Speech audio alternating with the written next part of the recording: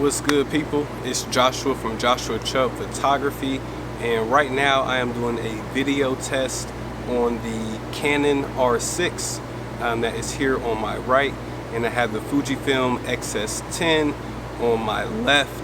The reason why I'm using the XS10 instead of the X-T3 for the video test is so I can articulate the screen on the XS10. That way I can see myself, make sure I'm in frame. I'm a one-man show, and so I asked you guys in the last video, or not the last video, but the video I made where I said I got the R6, what were some things that you guys wanted to see. And so one thing that someone said they wanted to see video comparison to get an idea of the difference in the colors. And right now I have the R6 in the standard picture profile, and I have the XS10 in the standard picture profile. And to be honest, looking at the screen,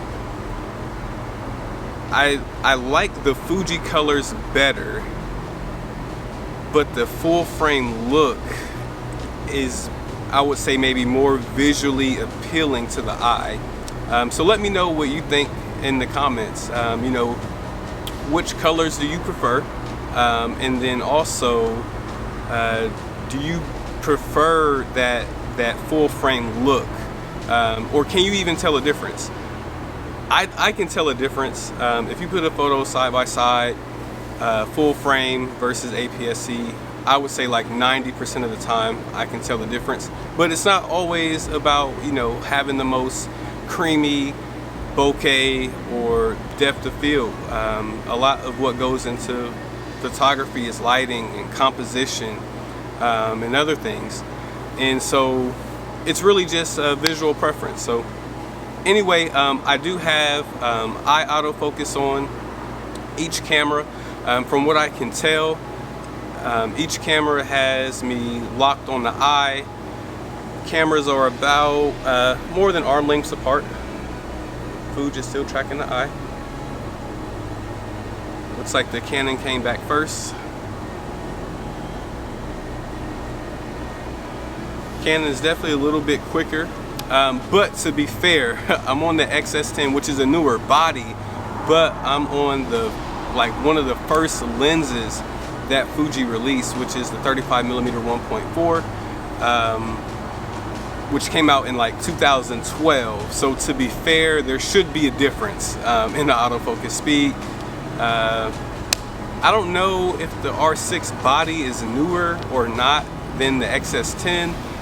Both of them are pretty recent. The R6 might be a little bit newer. I'm not 100% sure. But autofocus, you know, moving side to side, the boxes is tracking me. I would say, looking at the screen, if that's an accurate representation of the autofocus, the Canon is definitely more sticky as far as that box staying on my eye. Looks like the Fuji lost me there for a second. Yeah, I mean the Canon, if you move quick, yeah, there's a difference. But that can also be the autofocus settings. Everything is really just on standard for autofocus. Let's pop out of the frame. Pop back in. Oh, I think the Fuji might have won that one first. The thing with the Fuji is it will look for your face, and then it also looks for your eye at the same time. So there's actually a box around my eye and a box around my face. It looks like Canon is just locking on the eye. I mean, as long as it gets the job done though, I mean, can't really complain, can't really fault it.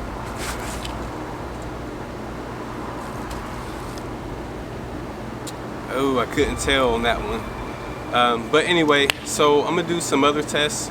But hopefully, I mean, you can look at, you know, I'll put the video side by side, so you can make an informed decision. But let me know if you know, like the Canon colors better, or if you like the Fuji colors better. And let me know, do you prefer that depth, that 3D pop that you get with full frame versus APS-C? And so I do have the XS10 with the 35-1.4 at 1.4 and the 50mm 1.8 at 1.8. Maybe I'll do another test. I'm almost wondering if I stop down maybe a couple stops on the Canon, if I can get the depth of field to match. I don't think so because the sensor is still bigger, but I'm gonna try that next. So yeah, we're gonna get into the next segment.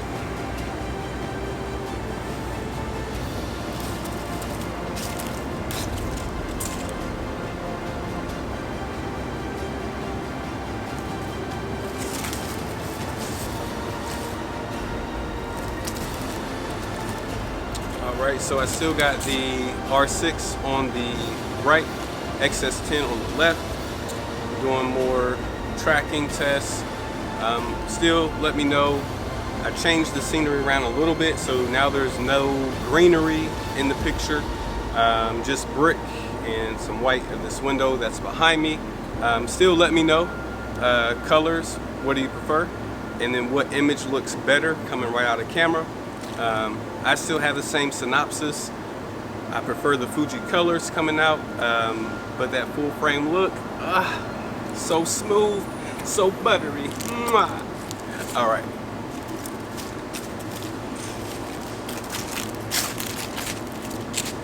And to be fair, the 35mm 1.4 on the Fuji is about a 53mm equivalent, where the 50mm on the R6 is a 50mm. So to compensate, what I've been doing, I've been trying to push the XS10 back, or the Fuji camera back, to make up, to make it the same framing. So that might affect the autofocus when I walk backwards, since the camera is physically further back than the R6 is.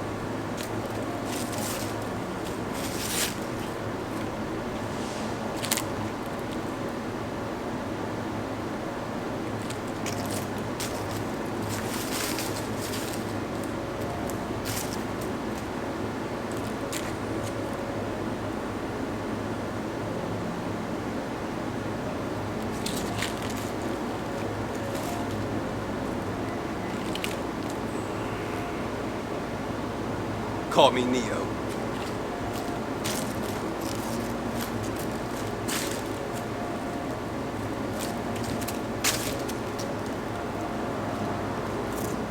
Alright, so that concludes all the autofocus tests. I think I might do one more clip of video to show off the colors and everything else. Alright, so this is a studio test of the R6 on the right, XS10 on the left. I had them both set to 1/60 1080p. I have the 50mm on the R6 set at 1.8. I have the 35mm 1.4 on the Fuji at 1.4. And someone was saying that I shouldn't let the camera do auto white balance. That I should do the white balance myself. So this is just a quick test to show you. I have tweaked it on, because I'm judging by the R6, so white balance isn't the same across camera manufacturers. So I have it set to 3800 Kelvin on the R6 and 3800 Kelvin on the Fujifilm. And you can tell there is a drastic difference between the footage.